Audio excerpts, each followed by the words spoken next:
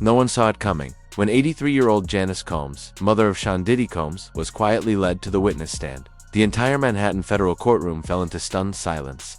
Up to this point, Diddy had stayed calm and confident throughout the trial. But now, everything about him shifted. His posture stiffened, his lawyers exchanged uneasy glances, and the prosecution leaned forward. Something was about to explode. If you're new here, hit like and subscribe. We bring you real, fact-based updates on the stories others won't touch. No one expected Janice to testify. Not the press, not the jury, not even Diddy himself. As she carefully made her way to the front, all eyes locked onto her. Gasps echoed through the gallery. Even the judge looked shocked. This was the same woman who had stood by her son for decades through every deal, scandal, and victory. And yet, here she was, preparing to speak under oath for the prosecution. Up until now, Diddy had seemed untouchable, flashing smiles, chatting with his legal team, carrying the air of a man still in control. But the moment his mother appeared, that mask cracked. Something deep inside him broke. Gone was the mogul. Now, he was just a son watching his mother prepare to tell the truth. The courtroom had no idea what was coming, because what Janice revealed their private talks. Her years of silent concern, and the truth she could no longer ignore, would pierce more than just the case. It would reveal the man behind the empire.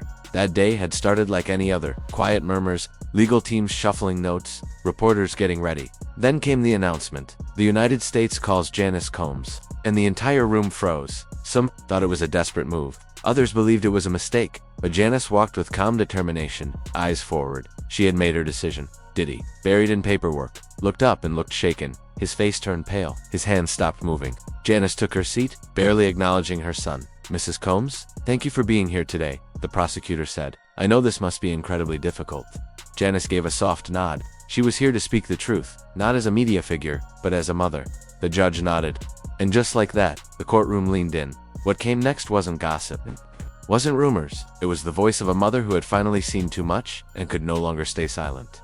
What Janice Combs was about to share didn't come from tabloids or disgruntled insiders. These weren't secondhand accounts from ex-employees or industry gossip. This was her story. The story of a mother who had raised her son, celebrated his success, and shielded him from criticism for decades. Now sitting under oath, ready to speak the truth naturally, Diddy's attorney objected, claiming her testimony should be protected under family privilege. But the prosecution fired back. Conversations between a mother and her adult son, especially involving potential criminal behavior, are not legally protected, the judge agreed. The objection was overruled. For a moment, the courtroom was frozen. In complete silence, reporters sat motionless, fingers hovering above keyboards. Even the sketch artists had paused mid-stroke. On the prosecution bench, faces remained neutral, but in the gallery, members of Diddy's family looked stunned. Janice calmly adjusted her glasses, then turned to face the prosecutor. Her voice, though soft, carried through the room with conviction. I've been asked to testify about conversations I've had with my son, and about behavior I've witnessed over the years that deeply concerned me. I'm here because the truth must be told, even when it hurts. A quiet murmur spread through the courtroom. Diddy tugged at his sleeve, subtly pulling his lead attorney back down before he could object again, as if he knew there was no stopping. What was coming? Perhaps deep down, he had prepared himself to hear it. The prosecutor approached with measured care, mindful of the emotional toll this testimony could carry. Mrs. Combs, can you tell the court about your relationship with your son? Janice drew in a long breath. And then, she began. I raised Sean as a single mother after his father was murdered when he was just a little boy. I worked multiple jobs to support him, to give him a future I never had. I wanted him to be strong, successful, to make something of himself, and he did. He went far beyond anything I could have imagined. As she spoke, her voice softened with memory. She described the pride she felt watching her son rise from intern to music mogul, from producer to entrepreneur. Her eyes softened as she recalled his younger years, full of ambition, fire, and undeniable charm. Sean was always a leader. Even as a boy, he could talk his way into or out of anything. He had that gift. The jurors leaned in as she smiled, faintly, but her tone quickly turned somber. But somewhere along the way, something changed. She paused. Success came fast. Too fast. Everyone started saying yes to him. Everyone wanted something from him, and slowly, I saw him start to believe he was above the rules. Janice's words weren't speculation or second-hand accounts. They came from years of watching her son evolve. She had seen his rise, defended him endlessly, and now, under oath, she was ready to speak the truth.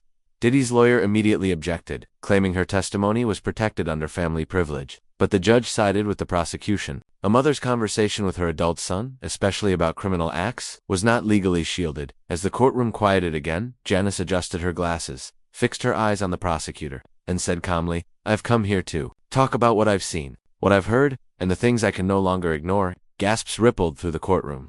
Diddy, now visibly tense, tugged his attorney back down to avoid another objection. It was as if he knew what was coming. With care, the prosecutor asked, "Mrs. Combs, could you describe your relationship with your son?" "I raised Sean alone after his father was murdered. I worked multiple jobs just to give him a better life. And he made something of himself. He went beyond every dream I had." She smiled softly, recalling his success from intern to mogul. "He was always magnetic, always persuasive. Even as a boy, he could convince anyone of anything," she said. But her smile faded. Somewhere along the way, that charm turned into control. Success came so fast that people stopped saying no to him, and I saw him start believing the rules no longer applied. The prosecutor guided her through those early warning signs, his controlling behavior, outbursts, and disturbing changes in his homes. "I used to blame the pressure. This industry can chew you up. But then I started seeing things. Young women who seemed confused, staff who looked scared, rooms I wasn't allowed to enter anymore." She recalled one unannounced visit to his Miami home in 2008. Been a party the night before. Staff weren't just cleaning, they were collecting phones. A young woman was crying as a guard walked her out. When Sean saw me, he was furious. The prosecutor showed her a photo. "Do you recognize this?" She nodded. "That's the pool house in LA. He called it a studio around 2010, but I was never allowed in. That was unusual." She paused, then added, "I tried asking him about it. He'd dismiss me, tell me I didn't understand, that everything was consensual, that this was just the lifestyle." When asked if he ever mentioned the allegations from women, Janice responded softly, "Yes. When the first claims surfaced, in 2017, I called him right away. He told me they were lies. Women, just after money. I wanted to believe him. He was my son. But something shifted after Cassie's 2023 lawsuit. I met with him, one-on-one. I asked him not for a legal answer, just the truth, as his mother." She took a breath. He looked tired. For a moment the mask slipped. He didn't admit it all, but he said something I'll never forget. "Mom, you don't build what I've built by following everyone else's rules. Sometimes people get hurt. That's just business." Her voice cracked for the first time. "That's not how I raised him. That's not business. That's not right."